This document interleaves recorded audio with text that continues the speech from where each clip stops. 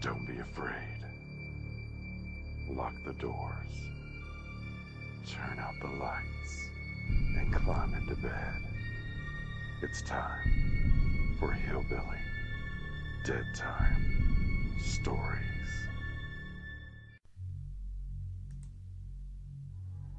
Bleak mansions and somber castles usually spring to mind when we think of haunted places.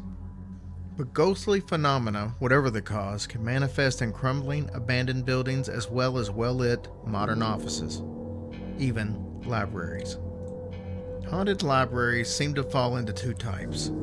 First, there is the building with a reputation, where a convenient murder, curse, or other tragedies occurred. Library staff can then blame the odd noise, or the occasional book falling off the shelf, or even glitches in the air conditioning on the resident ghost. No one reports anything too spooky, and the children's librarians have a good time with it at story hour. Secondly, though, there are libraries where credible, responsible people observe strange human shapes, hear disembodied voices, and witness other classic paranormal phenomena. Plausible explanations about how the building must be settling ring about as hollow as those mysterious footsteps late at night on the upper floorboards. The library staff learns to live with its ghost, usually by accepting the paranormal activity as normal working conditions. The Willard Library in Evansville, Indiana is so known for its hauntings that it even has its own ghost cam that you can log on to 24 hours a day. So just who haunts the Willard Library?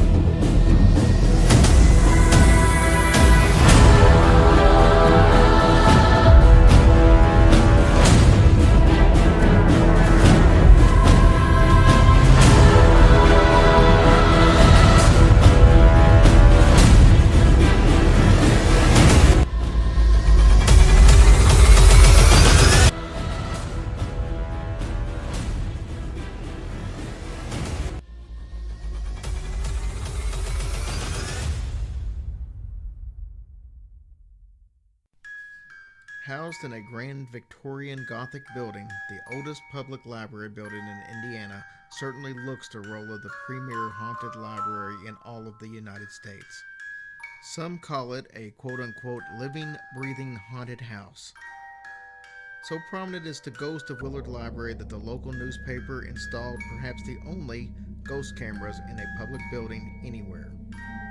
Several of the library's rooms are outfitted with stationary video cameras that can be accessed via the internet. The picture changes every few seconds, allowing a viewer the opportunity to participate in a sort of stop-motion ghost hunting expedition throughout the library. This is a quote from an Associated Press article written by James Pritchard on October 31st, 1999. On a cold winter morning in 1937, a janitor grabbed his flashlight and headed down into the pitch-black basement of the Willard Library to stoke the coal furnace.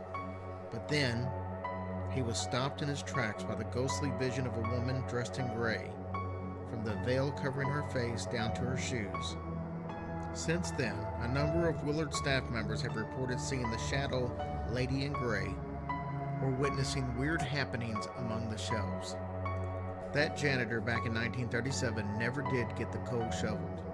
He was so astounded at the sudden appearance of this pale lady who seemed to glow in the dark that he hastily scooped up his flashlight and ran out of the building, never to return according to the story. Named after local philanthropist Willard Carpenter, the Willard Library is near downtown Evansville.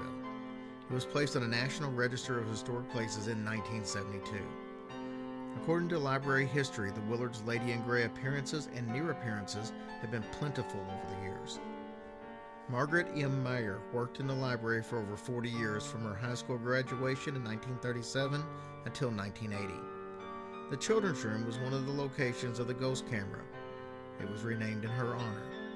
She claimed that the Lady in Gray followed her home one night when the children's room was undergoing renovation. Miss Meyer and her sister felt an unseen presence in their home and several times were enveloped in a sudden chill. The strong scent of perfume also attended the lady's visit to the Myers. That same pungent odor of perfume abruptly swept over 2 members of the local genealogy group working on cemetery records in the library's research room. Experts say that ghost sightings are sometimes accompanied by the scent of flowers or by perfume. Betty Elaine Miller, a longtime Willard employee, was the head librarian from 1972 to 1975. Her work often required her to stay after hours. One evening at her desk, she heard water running from somewhere on the second floor. She rushed up the stairs to discover a faucet in the bathroom had been turned on. Sometime later, another librarian using the same bathroom saw a faucet slowly turn on all by itself. The apparition of the Gray Lady appears and vanishes so quickly that it's been difficult to affix an identity to her. Yet so many librarians and patrons report seeing her that there seems to be little doubt among believers that a ghost does indeed live at the library. But who, in fact, might this persistent library spirit be? The prime candidate seems to be Louise Carpenter, the embittered daughter of the library's benefactor, Willard Carpenter. Louise unsuccessfully sued the library's board of trustees at the time of its construction. She claimed that her father was of unsound mind and was unduly influenced in establishing a library. There isn't any explanation of what she meant by this ambiguous accusation. Many believe that she has returned to the library that she objected to in life and will stay in residence until the property is returned to the living descendants of Willard Carpenter. The Evansville Courier and Press worked with the library to install the ghost cameras. They became so successful and so widely viewed that what began as a temporary Halloween promotion has now turned into a permanent attempt to capture on video a visit by the Lady in Gray. The original camera was in the Willard's research room because this is where many of the first sightings had occurred. A second was then installed on a high bookshelf in the children's room.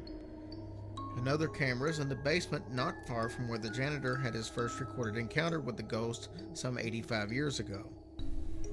This last camera can be moved right and left by remote control for a more sweeping view of the area. An editor at the old newspaper told the Associated Press reporter that the cameras have been very popular with internet users. There have been enough unusual incidents to make him something of a believer. One of the bookshelf-mounted cameras was found one morning inexplicably turned in the opposite direction from the day before. Employees deny touching the camera. Several 100,000 hits have been recorded on the website. Viewers are invited to share their comments and share any pictures of which they think detect a ghost. Some of the ghost images are fuzzy and easily dismissed as optical illusions or distortions. Others, however, are more difficult to write off. The children's room seems to be one of the more popular sites based on their responses from the ghost cam enthusiasts. A viewer from Amsterdam enclosed a picture in which a child is staring intently through a doorway, beyond which there seems to be a hazy figure. The child is clearly looking at the figure with anxiety and fright. The woman named Andrea wrote, "When I zoomed in, the spirit was holding a book as if she was reading to the child. I thought this was a parent, but colors were missing." In another image, a figure appears to be crouching in the same doorway. A hooded figure peers over the bookshelf in another captured picture forwarded by a viewer. The research room also has its share of possible sightings. The faint likeness of a woman seems to be sitting at the end of one of the tables.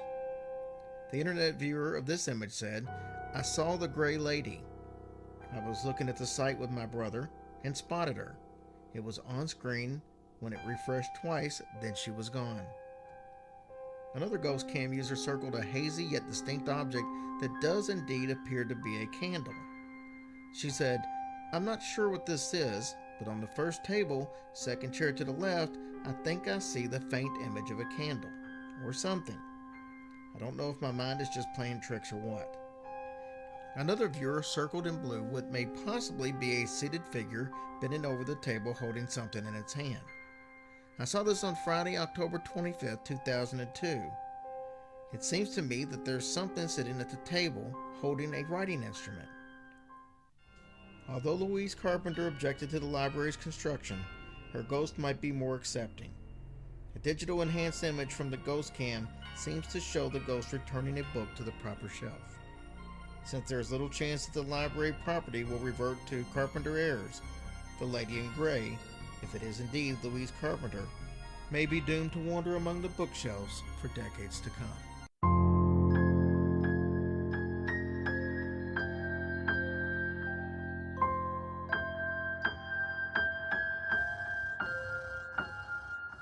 Hush, little baby, don't say a word.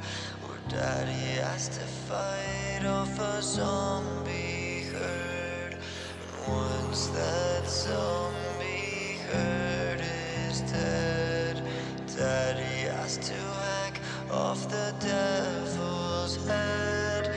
And if that devil's head gets hacked, Daddy has to hunt down a werewolf pack. And when that werewolf pack goes down, Daddy has to slaughter an evil clown. And after the evil clown is killed, Daddy has to take on a vampire guild.